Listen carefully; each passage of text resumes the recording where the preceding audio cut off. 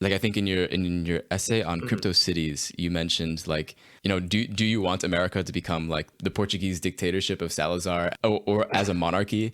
And then you like Right. linked to, these like crazy right wing articles about people actually was saying that like we should be like a dictatorship like Salazar, or you had Curtis Yarvin saying that America should become a monarchy, which I thought was really interesting.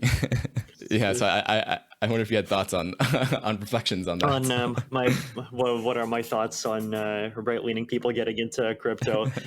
I mean, I think in general, like this is like one of the reasons why I think I might have said a couple of times that I think horseshoe theory is underrated, and it's like it actually is more true than some people acknowledge, that like there are similarities between people that we would call far and as opposed to center. And what I mean by that is that like if you have a belief that's significantly like pretty far away from just like whatever the status quo is, then just by necessity you're going to have to use different kinds of ideas and different kinds of techniques to try to get there, right? Because your path to success is not just like, hey, let's convince 5 senators. Your path to success is not going to be like, hey, let's convince Twitter staff to adopt slightly different policies, or convince voters of this kind of one tiny thing, right? If you're imagining a very different society than what exists today,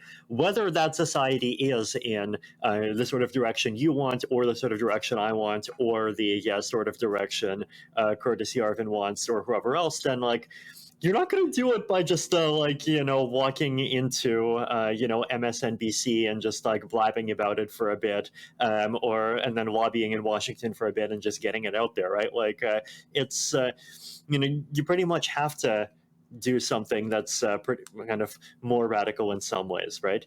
And I think crypto is one of those technologies that does make it possible to do radical things.